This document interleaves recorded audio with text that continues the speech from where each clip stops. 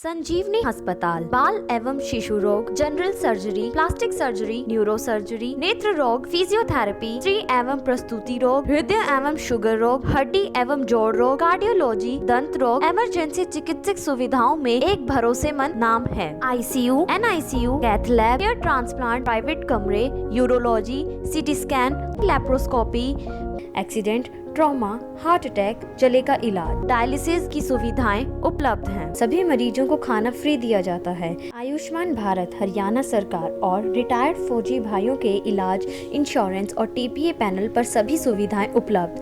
पूछताछ mobile number 7027566691। बोली कृष्ण कन्हैया लाल की। सावरिया सेठ की, भक्तवत्सल भगवान की।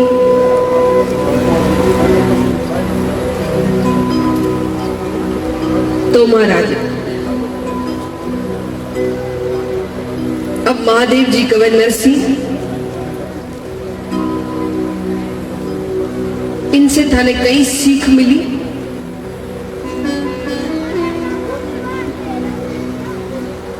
इन सबसे यह सीख मिली कि गोपी घाघरा ओढ़नी रो नाम नहीं है।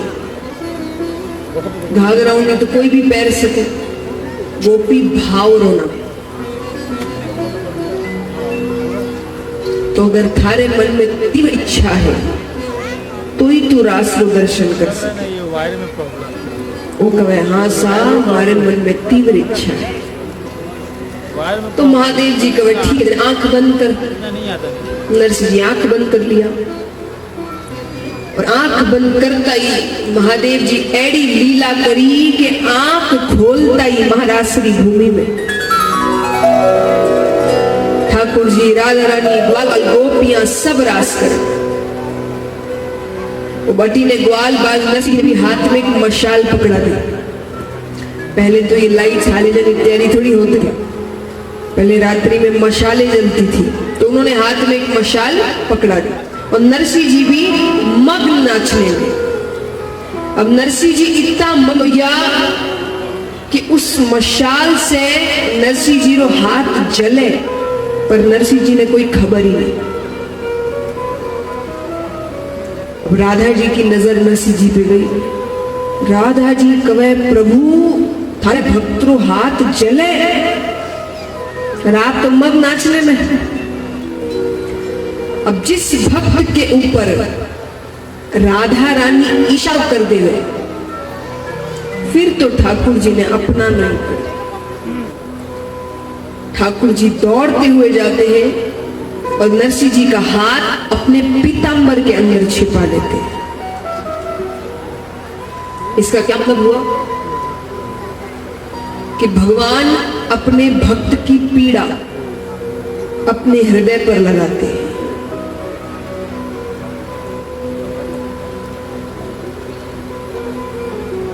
और जब हाथ बाहर निकला तो हाथ तो एकदम कुशल, कुछ हुआ ही नहीं। और ठाकुर जी देखते हैं, ठाकुर जी कहते हैं कि तू कौन है, क्योंकि एक जिंदा मनुष्य अठिने को नहीं आ सके, यहाँ तो एक जीवित व्यक्ति नहीं आ सकता। नरसिंह जी महादेव जी के पास इशारों करियो, आ लाया, इनसे पूछो।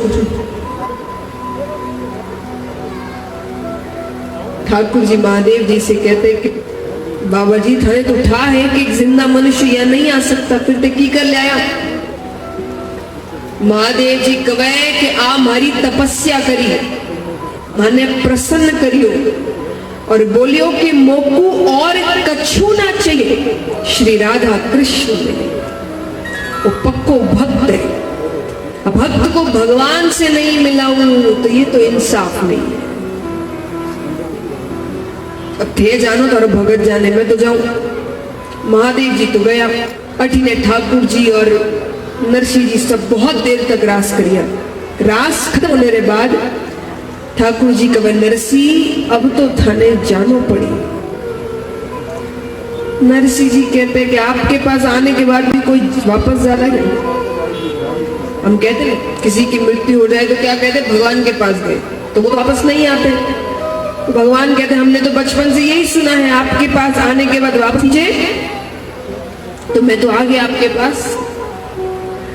भगवान कहते हैं इस आने में और उस आने में काफी अंतर है। अभी थारा कुछ कर्म धरती पर बाकी है, वो तो थाने भोगनो ही पड़ी। ठीक है,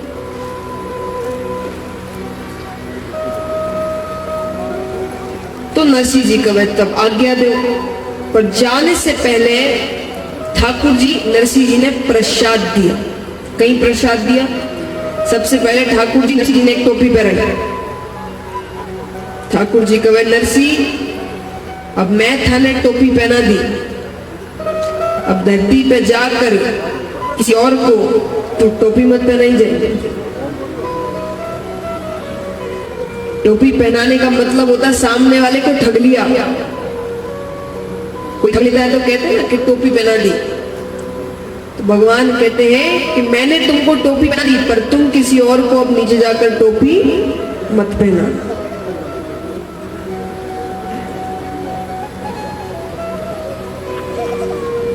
तो भगवान कहते हैं कि मैंने तुमको ठग लिया, तुम किसी और को मत ठगना।